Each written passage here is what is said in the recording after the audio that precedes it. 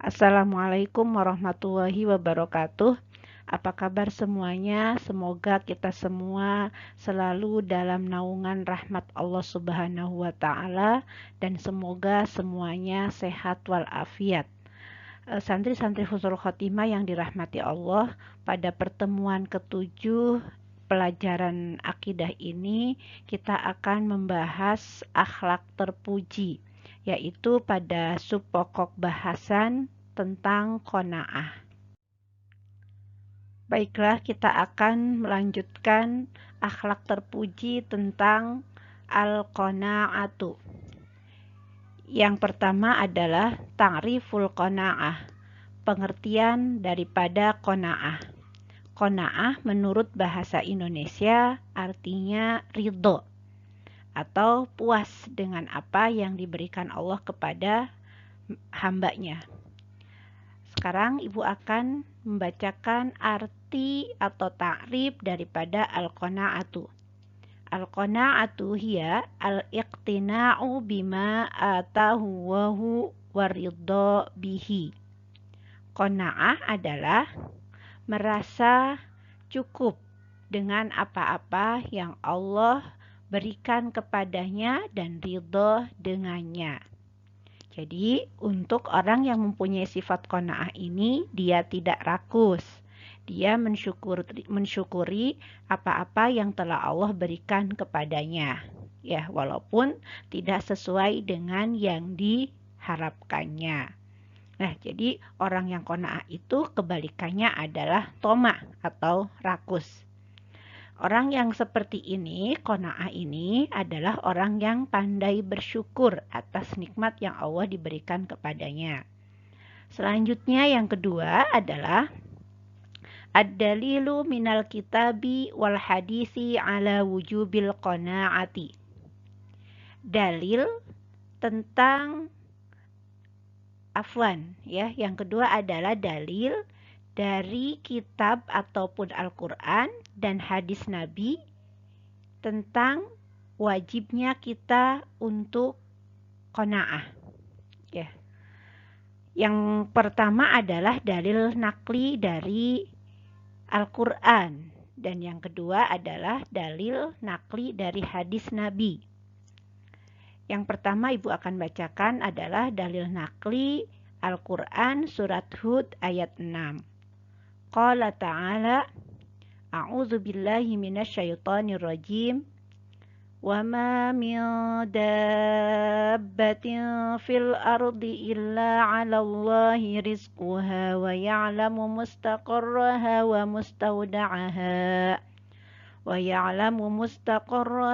mustawda'aha kullun fi kitabim mubin. Shadaqallahul adzim.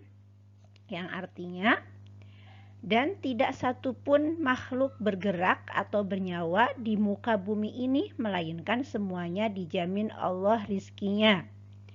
Dia mengetahui tempat kediamannya dan tempat penyimpanannya. Semua tertulis dalam kitab yang nyata, yaitu kitab Lauhil Mahfuz.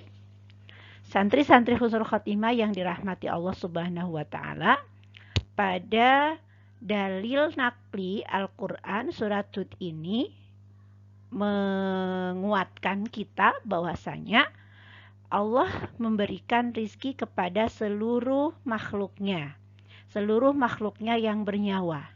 Jadi kita tidak usah khawatir terhadap rizki kita, ya, karena semua makhluk Allah yang bernyawa akan diberikan rizki. Ya, seperti halnya seekor semut, ya, atau semut yang berada di bawah tanah, itu pun mendapatkan rizki dari Allah Subhanahu wa Ta'ala. Jadi jangan risau dan jangan galau terkait masalah rizki ini. Kalau kita termasuk hambanya yang qanaah, maka kita akan memahami bahwa rizki semua Allah yang mengatur, dan kita akan merasa selalu bersyukur kepada Allah Subhanahu wa Ta'ala, tidak merasa kekurangan. Ya, hatinya tenang, hidupnya tenang, dan hidupnya pun akan bahagia. Kemudian dalil nakli yang dari hadis Rasulullah SAW, Ustazah akan bacakan an Abdullah ibni Umar radhiyallahu anhu qala. Dari Abdullah bin Umar radhiyallahu anhu berkata, qala Rasulullah sallallahu alaihi wasallam. Rasulullah sallallahu alaihi wasallam telah bersabda, qad aflaha man aslama wa ruziqa kifafan wa qanna'ahu Allahu bima atahu. Rawahu Muslim. Qad aflaha, sungguh telah beruntung. Man aslama, barang siapa yang berislam atau beragama Islam. Wa ruziqa kifafan, dan Allah juga cukupkan rizkinya. Wa qanna'ahu Allahu bima atahu, dan orang tersebut merasa dicukupkan, merasa puas atas apa-apa yang telah Allah berikan kepadanya. Santri-santri husnul khotimah yang dirahmati Allah Subhanahu wa taala, dalam hadis ini dikatakan ada dua golongan orang yang termasuk ke dalam orang yang beruntung. Yang pertama adalah man aslama, dia adalah orang Islam. Yang kedua adalah waruziqa kifafan, yang dicukupkan rizkinya dan dia juga merasakan bahwa apa-apa yang diberikan Allah kepadanya itu dia rasa sudah sangat puas, ikhlas dan ridho. Maka dikatakan dalam hadis ini adalah dia adalah beruntung. Ya, jadi kalau kita ingin menjadi hambanya yang beruntung, alhamdulillah kita sudah menjadi seorang muslim. Ya, itu satu di antara dua golongan itu kita sudah termasuk. Dan mudah-mudahan kita juga termasuk hambanya yang qanaah, ya, yang dicukupkan rizkinya dan kita juga merasa puas dengan apa-apa yang diberikan Allah kepada kita semuanya. Ya, mudah-mudahan kita termasuk hambanya yang selalu qanaah. Amin ya robbal alamin. Selanjutnya, bagian ketiga adalah al-a'malud dalatu ala sifatil qanaah. Perbuatan-perbuatan yang menunjukkan pada sifat qanaah. Ya, di sini ada 4 perbuatan yang menunjukkan pada sifat seseorang itu mempunyai sifat qanaah. Yang pertama adalah ar-ridha bima atahu Allahu minar rizki. Yang pertama adalah ridha dengan apa-apa yang telah Allah berikan kepadanya berupa rizki. Kemudian yang kedua, husnuzon billahi indal musibah. Berbaik sangka kepada Allah Subhanahu wa taala ketika kita mendapatkan musibah. Yang ketiga, al-amalu wat tafa'ulu. Beramal, berbuat atau bekerja dan juga optimis. Yang keempat, adamul israf, ya, tidak berlebih-lebihan. Santri-santri husnul khatimah yang dirahmati Allah Subhanahu wa taala, baiklah kita akan jelaskan satu persatu daripada perbuatan yang menunjukkan pada sifat qanaah. Yang pertama itu ridho dengan apa-apa yang telah Allah berikan kepadanya. Ya, jadi seseorang itu ketika mendapatkan rizki dari Allah Subhanahu wa taala, seberapapun rizki itu, maka dia selalu meridhoi atas rizki tersebut dan merasa puas, merasa cukup, ya, dan selalu bersyukur atas nikmat yang telah Allah berikan kepadanya.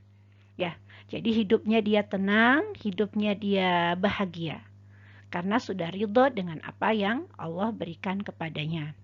Kemudian yang kedua, husnuzan billahi indal musibah.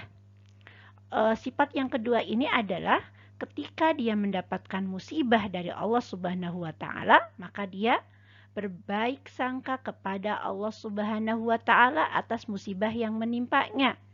Seperti kondisi di musim pandemi ini, termasuk keluarga besar Husnul Khotimah mendapatkan musibah COVID-19. Tapi kita semua yakin bahwa di balik musibah itu ada hikmah, ya. Di antaranya yaitu kita berhusnudzon kepada Allah bahwa Allah insya Allah akan mengangkat derajat keluarga besar Husnul Khotimah termasuk kalian semuanya. Ya, Allah tidak akan menguji hambanya kalau Allah tidak mau menaikkan derajatnya. Jadi Allah menaikkan derajat seseorang itu dengan berupa ujian. Ya, paham ya insya Allah ya. Kemudian al-amalu wat tafaul. Ya, dia berbuat, dia bekerja, dia beramal, dan juga dia optimis. Jadi orang yang qanaah itu bukan diam ongkang-ongkang kaki saja, tapi dia bagaimana berusaha semampu dia, ya, dan punya harapan, meminta pertolongan dan harapan kepada Allah Subhanahu wa taala. Ya. Dan ketika harapannya dikabulkan, maka dia menjadi orang yang bersyukur kepadanya, tidak sombong.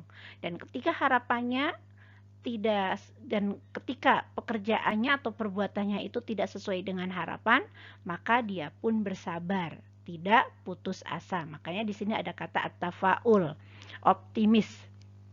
Yang keempat adalah adamul israf. Adamul israf tidak berlebih-lebihan.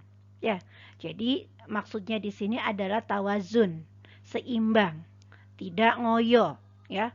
Dia kerjanya siang dan malam, banting tulang, tidak begitu. Misalnya seorang santri juga harus adamul israf, tidak berlebih-lebihan. Seorang santri sekarang sedang berada di rumah, bagaimana memposisikan dirinya sebagai santri. Kapan waktu dia belajar, kapan waktu harus membantu orang tua, kapan waktu harus beribadah kepada Allah, kapan waktu juga harus bersilaturahim dengan tetangga. Ya, jangan dengan alasan belajar saja sehingga tidak melakukan aktivitas yang lainnya yang Allah anjurkan. Ya, begitu juga dengan seorang kepala rumah tangga, seorang bapak, dia bekerja siang malam gitu ya, banting tulang, tanpa memperdulikan keluarganya, tanpa memperhatikan ibadahnya. Jadi antara ibadah, antara keluarga, dan antara mencari nafkah itu harus seimbang ya. Jadi ini luar biasa, perbuatan yang menunjukkan kepada sifat qanaah ini luar biasa. Dari empatnya itu semuanya luar biasa, Masya Allah. Mudah-mudahan dengan kita mempelajari perbuatan-perbuatan yang menunjukkan kepada sifat qanaah ini, kita bisa mempraktekkannya dalam kehidupan kita sehari-hari dan kita termasuk hambanya yang selalu pandai bersyukur dan bersabar. Amin ya robbal alamin. Alhamdulillah, pembahasan kita tentang akhlak terpuji subpokok bahasan qanaah sudah selesai ya. Semoga apa yang Ustazah sampaikan bermanfaat ya, untuk Ustazah sendiri dan juga untuk kalian semuanya. Berusahalah untuk menjadi diri kita lebih baik lagi agar doa-doa kita diijabah oleh Allah Subhanahu wa taala. Pantaskanlah diri kita tadi ya, agar menjadikan doa-doa kita terkabulkan oleh Allah Subhanahu wa taala, dan sehingga pandemi di dunia ini segera berlalu atas wasilah kebaikan-kebaikan daripada kita semuanya ya. Itu saja yang bisa Ibu sampaikan. Semoga semuanya paham dan semoga bisa mengamalkan dalam kehidupan sehari-hari. Kurang lebihnya mohon maaf. Wabillahi taufiq wal hidayah. Wassalamualaikum warahmatullahi wabarakatuh.